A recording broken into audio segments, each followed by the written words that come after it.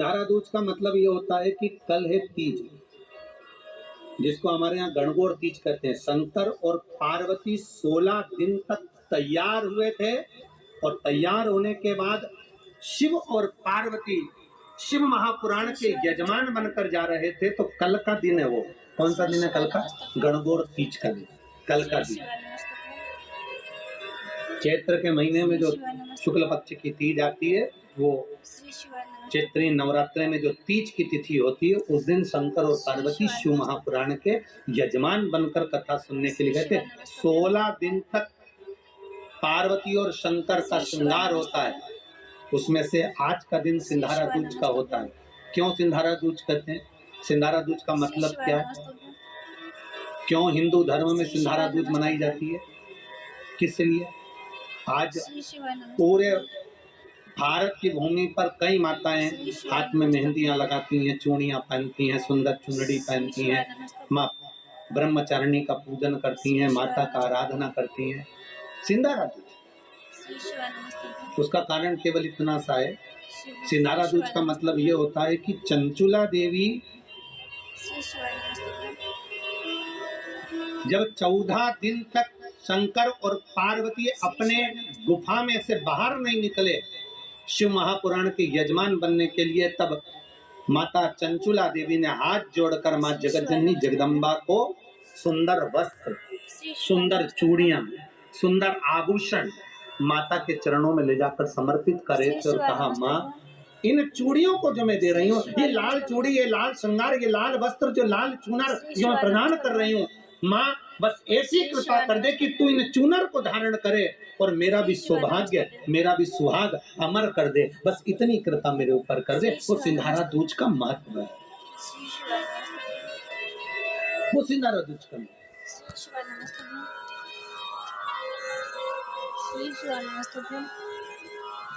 आज भारत की भूमि की सभी माताओं को सिंधारा दूज का बहुत बहुत बधाई। माता पार्वती, गणगौर महारानी, ब्रह्मचारिणी महारानी, माँ जगतजननी आपके सुहाग को अखंड सौभाग्यवती बनाए, यही भगवान से प्रार्थना है।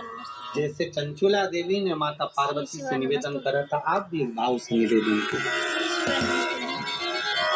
हे माँ, हे दया कर, आप कृपा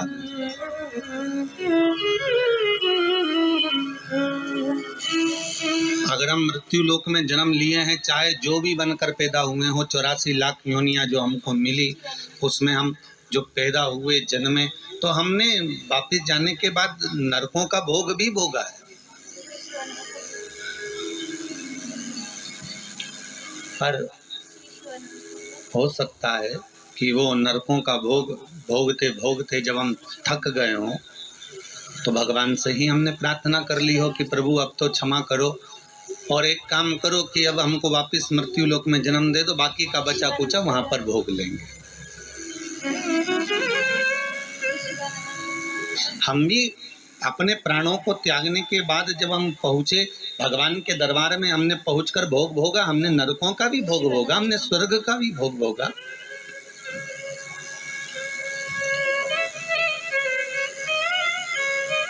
हमने नरक का भोग भोग लिया। पर जब नरकों का भोग भोगने के बाद हम थक गए, हम परेशान हो गए और बहुत ज़्यादा हताश हो गए, तब भगवान से कहा अब हमारी छुट्टी कर दो और हमारा एक पर्चा लिख दो, हम नीचे जाके ले लें।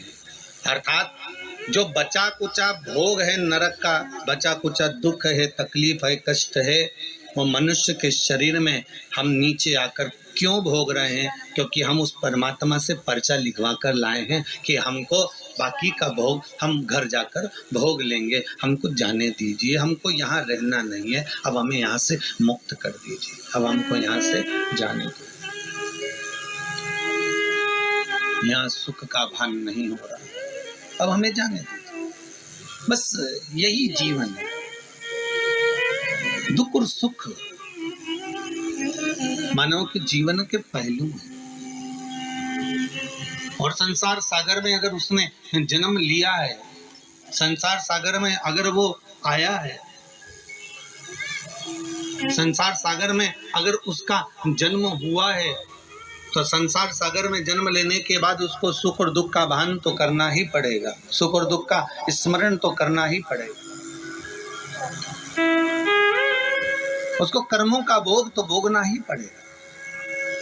इसलिए हम बार बार कहते हैं कि मत बुरे कर्म कर बंदे वरना पछताएगा, भगवान की आंखों से तू बच नहीं पाएगा, तू बच नहीं पाएगा। अरे ओ अज्ञानी मत कर नादानी। इस संसार सागर में जन्म लेने के बाद हमारे को जो भोगना है वो कर्म के अनुसार भोगना है, हमें कर्म के अनुकूल रहना। अगर थोड़ा भगवान का भजन मिल रहा है, थोड़ा स्मरण मिल रहा है, थोड़ा संकीर्तन मिल रहा है, थोड़ा इस मानव के शरीर को पाने के बाद अगर हम भगवत भक्ति में कहीं डूबे हुए हैं तो ये परमात्मा की कृपा से ही डूबे होंगे, परमात्मा की दया से ही डूबे होंगे। और वो परमात्मा की कृपा, परमात्मा की दया सुख का मूल स्थापित करने वाली, सुख मूल को देने वाली। देखिए झाड़ू जो बनाई जाती है ना, वो स्वतः ही कचरा है। उस कचरे को साफ करने के लिए झाड़ू में बंधन होना जरूरी है। अगर वो बंधन होगा तो वो कचरा साफ करती रहेगी। उसी तरह संसार सागर में आने के बाद परमात्मा का बंधन इस मानव देह के साथ होना जरूरी है, इस आत्मा के साथ होना जरूरी है। जब ये मानव के साथ में, मानव देह के साथ में, इस आत्मा के साथ में परमात्मा का बंधन होगा तो उस बंधन से वो संसार के काम, लोभ, विषय, आसक्ति, तृष्णा के कचरे को साफ कर सकता है। उस बंधन का होना जरूरी।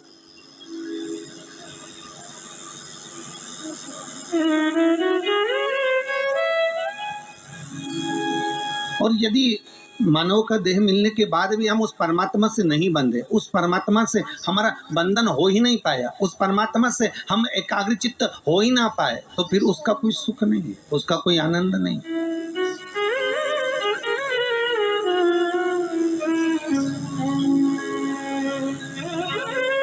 ये बंधन, ये परमात्मा का, जैसे आप रोज गंगा नहाने नहीं जा सकते, आप रोज सरयू का स्नान करने नहीं जा सकते, आप रोज छिपरा का स्नान करने नहीं जा सकते, आप रोज प्रतिदिन कहीं मंदाकिनी का स्नान करने नहीं जा सकते। तो हमारे हिंदू धर्म में रीति बना दी कि गले में तुलसी की माला पहन लो, रुद्राक्ष की माला पहन लो। तो क्या तुलसी और रुद्राक्ष पहनने से होगा क्या? तो हमारे यहाँ शास्त्र वर्णन करता है कि हम गले में जब तुलसी की माला धारण करते हैं, हम गले में जब रुद्राक्ष की माला धारण करते हैं, एक लोटा भरा हुआ पानी भी अगर हमने अपने शरीर पर डाला तो वो तुलसी और रुद्राक्ष से होकर जब इस श्री विग्रह पर, जब इस शरीर पर जाता है, वो पानी तुलसी का लगा हुआ, वो रुद्राक्ष का लगा हुआ जल जब इस शरीर पर जाएगा तो हमें गंगा, यमुना, सरयू, सरस्वती सबके स्नान का पुण्य एक साथ प्राप्त हो जाएगा। मात्र उस जल का स्पर्श हो जाने पर, तुलसी के जल का, रुद्राक्ष के जल का मात्र अपने ऊपर सींचन ही हो जाने पर वो फल की अनुभूति हो जाती है, वो फल प्राप्त हो जाता है।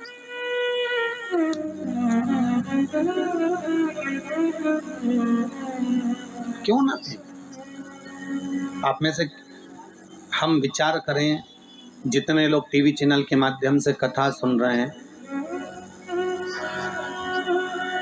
गले में अगर आपके तुलसी की माला है और आप प्रतिदिन स्नान करने के लिए भले वॉशरूम में जा रहे हैं और स्नान कर रहे हैं, एक लोटा पानी भी अगर आपके शरीर पर डल रहा है तो वो तुलसी से निकलकर इस शरीर पर जब जाता है तो गंगा, यमुना, सरस्वती के स्नान का पुण्य मिल जाता है।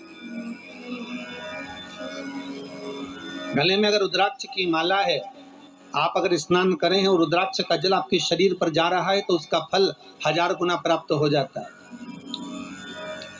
1000 गुना। अरे कितना सुंदर भाव कहा है महाराज जी कि स्कंद पुराण में 16 मुखी तक रुद्राक्ष का वर्णन है, शिव महापुराण में 14 मुखी तक रुद्राक्ष का वर्णन। शिव महापुराण और स्कंद पुराण कहती है कि मात्र अगर रुद्राक्ष का जल ही, केवल एक रुद्राक्ष का, अगर असली रुद्राक्ष अगर आपके पास में है और उसको पानी में गलाया गया है और उसका जल ही अगर हम आचमन कर लिया तो उससे भी हजारों रोग हमारे समाप्त हो जाते हैं। मात्र रुद्राक्ष का जल का आचमन ही कर लेने पर वो औषधि का कार्य भी कर जाता है, वो आनंद की अनुभूति भी कर जाता है।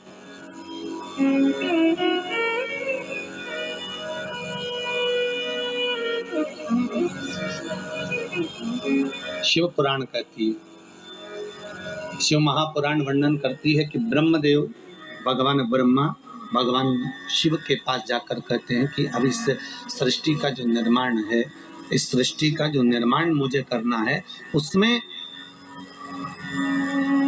संसार की जितने जीवों का हम निर्माण करेंगे उन जीवों को जीवित रहने के लिए कुछ ना कुछ सुख हमें किसी के साथ जोड़ना पड़ेगा।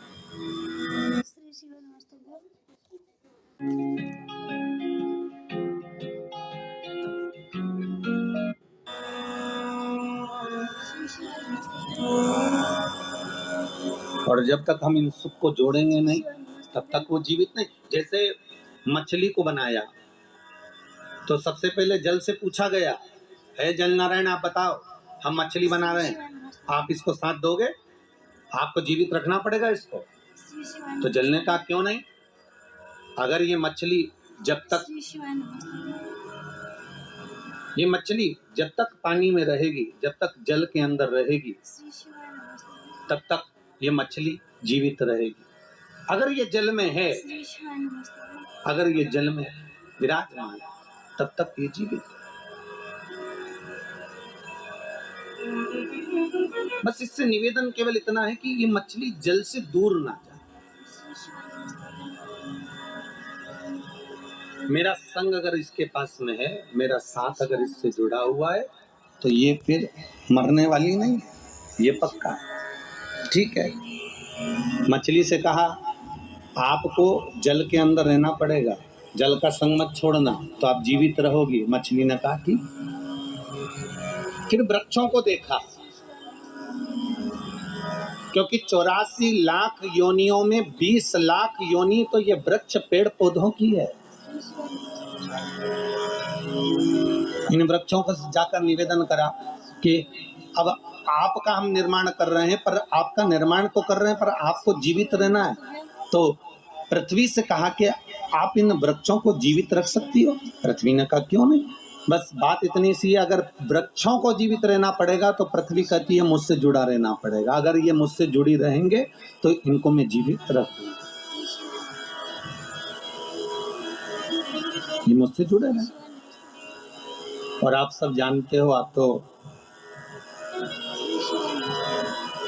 पांडेतारा के इस गांव में निवास भी करते हो और अपनी प्रकृति को स्मरण भी आप करते हो, तो आप सबको ये मालूम भी होगा कि पृथ्वी से जब तक वृक्ष जुड़ा रहता है तब तक वो जीवित रहता है, और पृथ्वी से जैसे ही वृक्ष निकल जाता है, उसकी जड़ें छूट जाती है, वैसे ही वो भी वृक्ष सूख जाता है, फिर उसका कोई महत्व नहीं रहता, फिर वो सूख, उसका महत्व समाप्त हो गया। फिर मनुष्य बनाया, मानव का शरीर का निर्माण करा। तो मानव शरीर का जब निर्माण करा तो ब्रह्मदेव ने डायरेक्ट जाकर भगवान देवाधिदेव महादेव से निवेदन करा, भगवान शिव से, हर हर महादेव। भगवान शंकर ने पूछा क्या बात है ब्रह्मा जी, आज तो आप हमारे पास में आए हो क्या गया ऐसा, कैसे आना होगा? ब्रह्मा जी कहते हैं महाराज जी बस आने का कारण केवल इतना सा है कि अब हम मनुष्य का निर्माण कर रहे हैं, मानव शरीर का निर्माण कर रहे हैं, तो मानव शरीर को जीवित अगर रहना है, मानव शरीर को अगर मनुष्य शरीर को बनाए रखना है, तो उसके निर्माण में आपकी जरूरत है। शंकर जी ने पूछा वो कैसे? शिव जी से ब्रह्मा जी ने कहा कि संसार को अगर श्वास प्रदान करने वाला है, संसार को अगर दुख का नाश करने वाला है, संसार को अगर जीवित रखने वाला है, संसार को अगर मनुष्य देह को स्थिर रखने वाला है, तो वो देवाधिदेव देव है, वो शंकर है। तो आपसे निवेदन केवल इतना है कि हम मनुष्य का जब निर्माण करें तो हमारा भोलेनाथ, हमारा शंभु, हमारा शंकर, हमारा देव अधिदेव महादेव इनको जीवित रखने में संग प्रदान करें।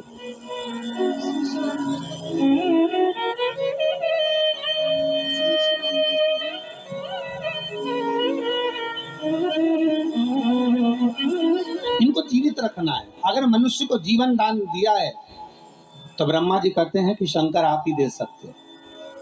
फिर वही वाली बात आ गई, महाराज जी बहुत ध्यान से सुनना। सबसे कठोर धातु लोहा, लोहे की तलवार बनती है, लोहे की गुप्ती बनती है, लोहे का फरसा बनता है, लोहे की बंदूक बनती है। सबसे कठोर धातु है लोहा। लोहा ये विचार करता है कि अगर मैं चाहूं तो संसार को नष्ट कर दूं, मैं चाहूं तो किसी को भी मार सकता हूं। पर लोहे को जब अहंकार आ गया तो लोहे के सामने अग्नि आकर खड़ी हो गई और अग्नि ने कहा तो चिंता मत कर, तुझसे ज्यादा कठोर मैं हूं, मैं कभी भी तुझे गला सकती हूं। और लोहे को अग्नि गला देती है। फिर एक दिन अग्नि को भी अहंकार आ गया और अग्नि ने विचार करा कि मैं इतनी प्रबल हूं कि सब जगह पर आग लगा सकती हूँ, सबको नष्ट कर सकती हूँ। तो वहीं आकर पानी खड़ा हो गया। पानी ने कहा घबरा मती, तुझसे ज्यादा कठोर मैं हूं। एक लोटा पानी डाला ना, ठंडा कर दिया। अब पानी को अहंकार आ गया। पानी को लगा कि मैं सबसे ज्यादा कठोर, कहीं पर भी तहलका मचा सकता हूँ, हर किसी को नष्ट कर सकता हूँ, किसी को भी डुबा सकता हूँ, किसी के भी घर बस्ती को मैं पानी में ले जा सकता हूँ। तो पानी के भीतर अहंकार था, वहीं पर आकर मनुष्य खड़ा हो गया। मनुष्य ने कहा चिंता मत कर, एक लोटा पानी भरा, वहीं खड़े खड़े डकार गया। ले अब देखिए, लोहे से ज्यादा कठोर अग्नि, अग्नि से ज्यादा कठोर पानी, पानी से ज्यादा कठोर मनुष्य, और मनुष्य ने